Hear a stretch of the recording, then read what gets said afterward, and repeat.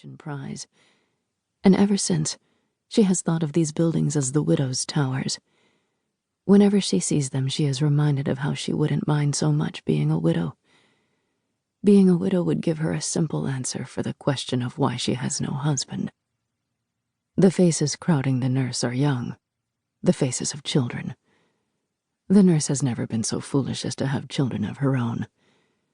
She learned long ago that she does not like what children grow into. She remembers herself as a high school student, how her grown-up heart felt trapped in her adolescent body.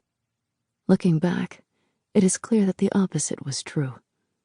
Her body had been more mature.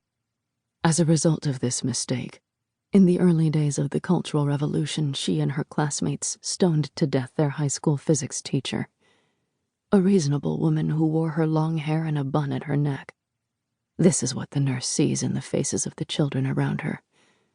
A hunger for revolution, any great revolution, whatever it stands for, so long as where you stand is behind its angry fist. Little gods, she thinks, desperate to turn their own growing bodies, their own aches and despairs, into material that might reset the axes of worlds. What did it boil down to but children, giddy with breaking rules? She arrives at the hospital 3 minutes past 7 and heads to the end of the north corridor. In the nursery, her colleague is counting the newborns. There are 8, 5 boys and 3 girls, and they are lined up next to each other with the tops of their heads along the wall, swaddled under the incubation lamps like loaves of warm bread. The nurse cares for infants in a way that she cannot their grown counterparts. Perhaps it is because they are so helpless, nothing more than potential.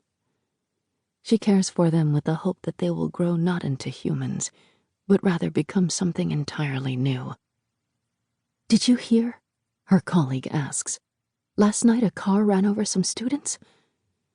The question comes bursting out as if the girl has been holding it in all night. "No license plate, nothing," she continues. "And they say they found guns and helmets inside. Already there is bloodshed. What will it come to?" Her colleague is a slim girl who wears her hair in a pert ponytail and just finished school the year before. The nurse finds her overly excitable. She hangs up her purse and changes into her frock. "I guess you'd better go check the delivery unit," her colleague says, and the nurse exits through the swinging doors. The delivery unit is at the opposite end of the building, adjacent to the operating rooms. To reach it, the nurse must walk through the maternity ward. Here, at 7:15 in the morning, a handful of pregnant women are waiting with their families at the check-in windows for their numbers to be called. The nurse walks quickly, fixing her gaze ahead. But before she can reach the door at the end of the hall, her path is blocked by a face. It is a small face, with small, plain features, so plain, in fact, that the face resembles a blank paper on which anything can be drawn. The mouth on the face moves, dots of sweat filming the edge where lip meets skin. For a long moment, the nurse does not understand that the face belongs to a person, a woman, pregnant, nearly full term. The woman's voice is soft and pleading, and the nurse does not hear what it's saying. She cannot stop looking at the woman's blank face, at the mouth moving, the lips shaping, the wet tongue swelling, the slivers of teeth emerging and disappearing. Finally, she steps back, blinking, and hears, "Ayi, my name is Su Lan. Please help me. Here is my husband." The woman pulls forward a man. "We are not from Beijing. We arrived just last week." The nurse pushes past. A shudder moves up her neck. It is not that she has never been accosted for help in the halls of this hospital before.